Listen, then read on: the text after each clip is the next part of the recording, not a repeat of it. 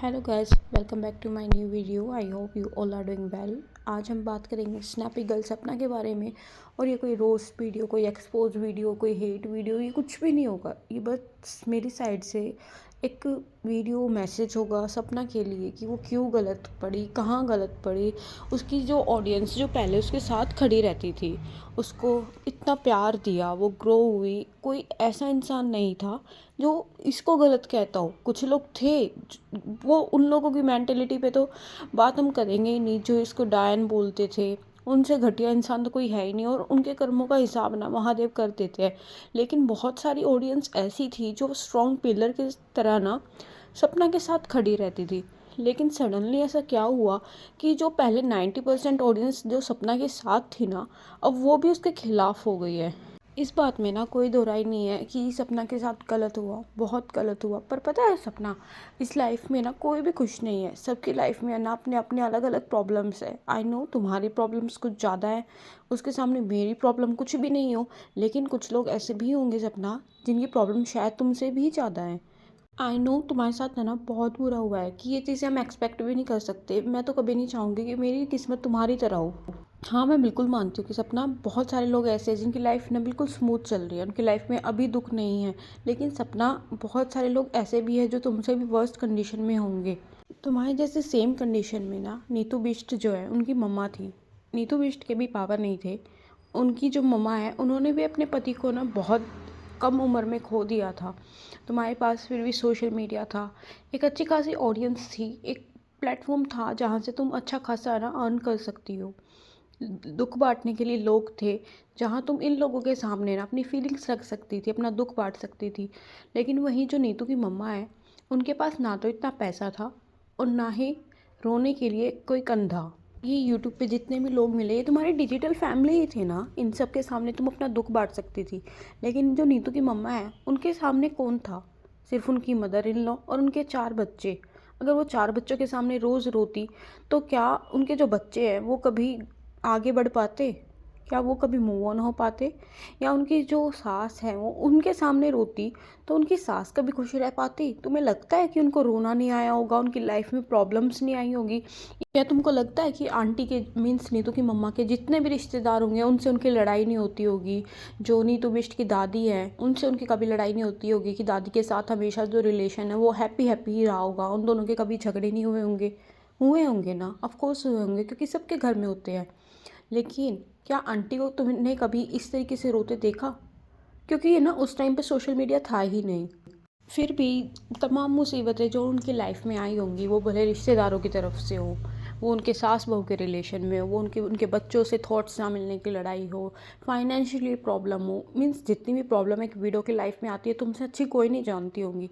वो सब है ना उन्होंने झेली, खुद काबिल हुई, और ना अपने बच्चों को भी इस काबिल किया कि आज वो अगर किसी चीज़ पे हाथ रख देना, तो उनकी जो बच्ची है वो उनके कदमों में ला के रख देगी वो चीज़, चाहे कहीं से भी लेके आए। पता है ये क्यों हुआ? क्योंकि आंटी ने मूव ऑन किया, और आंटी के साथ उन बच्चों ने मूव ऑन किया।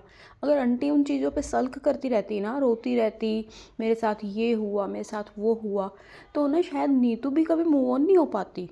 क्योंकि जो छोटे बच्चे होते हैं, जो अपने बचपन में देखते और सीखते हैं ना, वो भले उनको याद रहे ना रहे, क्योंकि होता है ना कि वो चीज़ें भूल जाते हैं, बट जो उन चीज़ों की छाप होती है ना, जो उन चीज़ों से वो सीखते हैं, वो हमेशा याद रह जाता है। तुम सच में चाहती हो कि तुम्हारी जो छोटी बच्चियाँ हैं, वो भी लाइफ टाइम इसी तरह रोती रहे कि मेरे पास में ये हुआ, मेरी मम्मा के साथ ये हुआ, वो हुआ? वो कभी मूव ऑन नहीं हो पाएंगी। और स्पेशली सपना, तुम्हारी बेटियां, क्योंकि तुम एक सोशल मीडिया फेस हो। अगर ये होगा ना कल को तुम मूव ऑन हो गई, तुम मूव ऑन होना चाहती हो, तुम नहीं चाहती हो उन चीज़ों पे बात हो, तो ये जो दुनिया है ना, ये बात करेगी, ये पीछा नहीं छोड़ेगी। क्योंकि तुमने सब चीज़ें ना सोशल मीडिया पे ला के रख दी। क्योंकि इस सोशल मीडिया ने आज तक किसी को जस्टिस दिया ही नहीं है, दिया है तो बस जजमेंट। तो तुमने क्यों चीज़ें ला के रखी? वो तुम्हारी लाइफ का ना सबसे इमेच्योर डिसीजन था, जब तुमने एक एक चीज़ें करके ना अपनी पर्सनल चीज़ें, जो चीज़ें सोशल मीडिया पे नहीं आनी चाहिए, वो चीज़ें यहाँ लानी शुरू कर दी। व्लॉगिंग और ये सब, ये यूट्यूब है ना, ये इन्जॉयमेंट के लिए प्लेटफॉर्म है, अपनी पर्सनल चीज़ें लाने के लिए थोड़ी ना था सपना।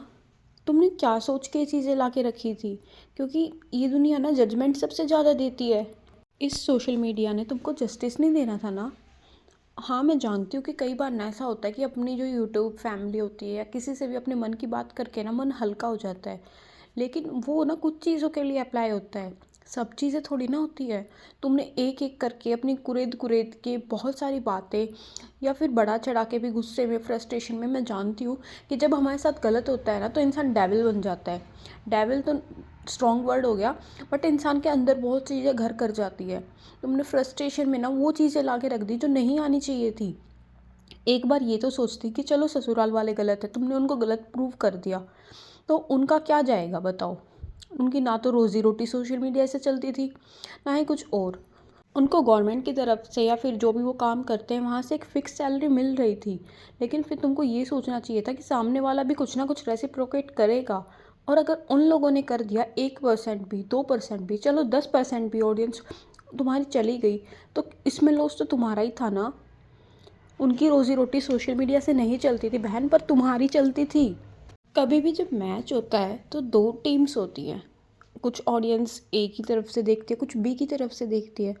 तो क्या तुमने एक बार भी सोचा कि जो ए मीन्स तुम्हारे वाली ऑडियंस है वो भी बी की तरफ चली गई, तो तुम्हारा क्या होगा। एक एग्जांपल देके कहूँ तो पहले तुम एक इंसान से लड़ी तो 10 लोग कम हुए, फिर तुम दूसरे इंसान से लड़ी तो और 10 लोग कम हुए, फिर तीसरी टीम तीसरे इंसान से लड़ी तो और 10 लोग कम हुए। लेकिन बार बार जब ये चीज़ें तुम बहुत सारे लोगों से लड़ने लगी, तो ये जो तुम्हारी ऑडियंस थी ना, जो तुम्हारे पास पहले 100% थे, वो घट के कितने हो गए ये तुम अब अच्छे से जानती हो। तुम्हारी जो किस्मत है, अगर तुम सोशल मीडिया पे नहीं होती तो क्या वो चेंज हो जाती? नहीं होती ना। तुम्हारे साथ जो हुआ, अगर सच में इतने ही दुख तुमने झेले हैं, तो अगर तुम सोशल मीडिया पे नहीं बताती हो तो क्या तुमको नहीं झेलने पड़ते? वो चीज़ें कम होती? ऑफ कोर्स नहीं होती। जो चीज़ें तुम्हारी किस्मत में थी वो तो हुई ना। तो सोशल मीडिया पे ये सब करके तुम्हें क्या मिला? क्या जो विडो जो औरतें हैं जिनके पति नहीं हैं, वो जो सोशल मीडिया पे नहीं हैं, उनका दुख कम है सपना? उनकी लाइफ नहीं चलती है? मोहिनी आंटी जो नीतू की मम्मा है उनसे लगाओ यार। अब तुम कहोगे वो तो सोशल मीडिया पे थी ही नहीं तो वो बताती कैसे? उनकी बेटी तो थी ना, उनकी फैमिली में भी लड़ाई हुई थी, याद है? नीतू का मुंह किसने बंद करवाया था कि नीतू उनके खिलाफ कुछ बोलना मत, तुमको इस फैमिली में ही रहना है। उसको ये सीख उसकी मम्मा ने दी थी। उनके भी पति नहीं है, वो भी विडो ही हैं। वो खुद सोशल मीडिया पे चलो नहीं थी, लेकिन उनकी बेटी तो थी ना, वो उसको ये सीख दे सकती थी कि ठीक है नीतू, तू ना खुल के सोशल मीडिया पे कर और उनके खिलाफ चीज़ें बोल, तू मत सोच फैमिली की।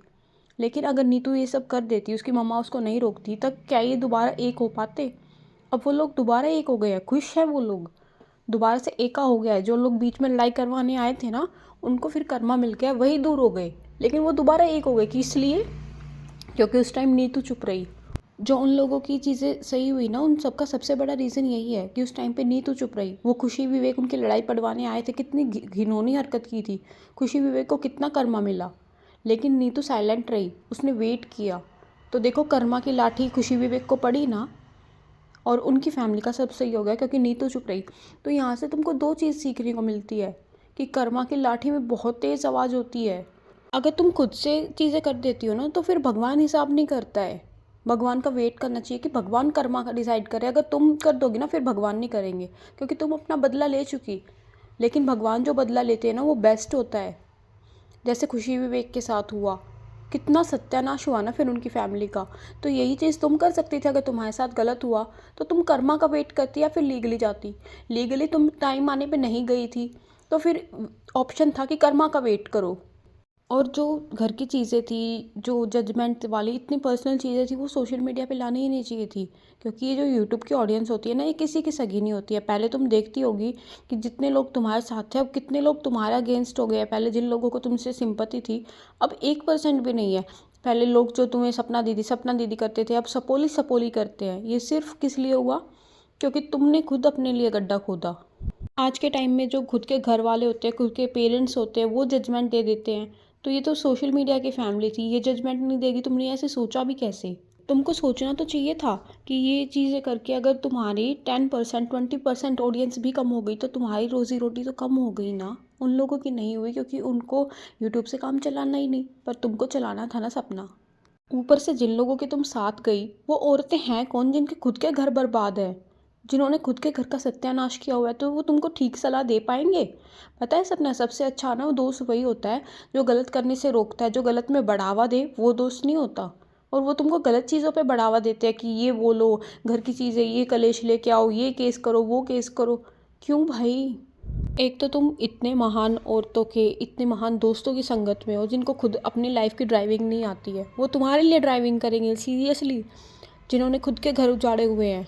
और दूसरी बात, जो औरतें तुमको इतनी गलत चीज़ों के लिए बढ़ावा दे रही है, जो फालतूगिरी करती हैं, वो टाइम आने पे कभी तुम्हारा साथ नहीं देगी। सपोज़ करो कल को तुमको फाइनेंशियली लॉस हो जाता है या तुम्हारी लाइफ में कोई भी प्रॉब्लम आ जाती है ना, बैठ के सिर्फ वीडियो बनाएंगी ग्राउंड लेवल पे, वो कभी तुम्हारा साथ नहीं देंगी, कभी तुम्हारी हेल्प नहीं करेगी। तो तुम उन लोगों की सुनती क्यों हो? तुम्हारे डाउनफॉल में 50% क्रेडिट जिन लोगों की तुम संगत में गई हो ना, उनका है। उन औरतों से जो तुम्हारी सोशल मीडिया लाइफ है वो वाला डैमेज कंट्रोल नहीं हुआ, और तुम उनसे उम्मीद लगा रही हो तुम्हारी रियल लाइफ का जो डैमेज है उसको कंट्रोल कर लेगी। तो ये सिर्फ तुम्हारा वहम है सपना। आई नो तुम्हारे साथ बहुत गलत चीज़ें हुई हैं, उसके कारण तुमको एंगर इश्यूज़ या एंग्जाइटी ये चीज़ें होती हैं, तो तुम तो मथुरा रहती हो ना यार। वो तो श्री कृष्ण की भूमि है, वहाँ एक से एक तुमको संत गुरु जो तुमको सही मार्ग सही रास्ता दिखा सकता है, फालतू लोगों से वो मिल जाएंगे, वो तुमको रियल में गाइडेंस दे सकते हैं। अगर तुमको गुस्सा आता है, टेम्पर में तुम चीज़ें कंट्रोल नहीं कर पाती हो, उस चीज़ों के कारण तुम सोशल मीडिया पे कर देती हो, तो थेरेपी ले लो यार। एंगर इश्यूज़ में जो थेरेपी लेना वो गलत थोड़ी ना है। पर जो चीज़ें तुम कर रही हो ना, उसमें सिर्फ और सिर्फ नुकसान तुम्हारा है और किसी का नहीं है। और इन सब का असर तुम्हारी इनकम पे, तुम्हारी लाइफ, फ्यूचर और तुम्हारे बच्चों के फ्यूचर पे बहुत ज़्यादा पड़ेगा। तो प्लीज़ संभल जाओ, मत करो चीज़ें ये तुम ये सब। बाकी हाँ, आज के टाइम में किसी को कुछ समझाने का फ़ायदा नहीं है, क्योंकि जो दुनिया है वो ऑलरेडी बहुत समझदार है, और मैं तो तुमसे उम्र में फिर भी छोटी हूँ। लेकिन तुम्हारे कल की वीडियो देख के मुझे तुम पे रिएक्शन देने का, रोस्ट करने का या कुछ भी बोलने का तुमको नेगेटिव मन किया कि एक पॉजिटिव वीडियो बना दूँ। क्योंकि अगर कल को तुम 1% भी सही निकलती हो तो मुझे गिल्ट ना हो कि मैंने सिर्फ और सिर्फ ख़राब चीज़ें ही तुम्हारे बारे में बोली, तुम में कमियाँ ही निकाली। तो एक पॉजिटिव वीडियो बना दिया मैंने तुम्हारे लिए, अब आगे तुम्हारी मर्ज़ी है, तुम क्या सोचोगे, क्या करोगे। क्योंकि मुझे ये पता है तुम डेविल नहीं हो, तुम गलत नहीं हो, बट हाँ तुम्हारे साथ गलत चीज़ें हुई हैं। उसके बाद तुमने फ्रस्ट्रेशन में या पता नहीं किन रीज़न से इक्वली गलत कर दिया है। तो ठीक है, ये थी मेरी आज की वीडियो। अगर आप लोगों को पसंद आई तो लाइक कर देना। और सपना, आई होप तुम तक ये वीडियो पहुंच जाए, तुम देखो और कुछ लोगों से दूर ही रहो। तो गाइस कमेंट करके अपना ओपिनियन बताना, क्या मैंने सही कहा या गलत कहा। और मिलते हैं जल्द एक नई वीडियो में, तब तक के लिए bye bye, take care everyone.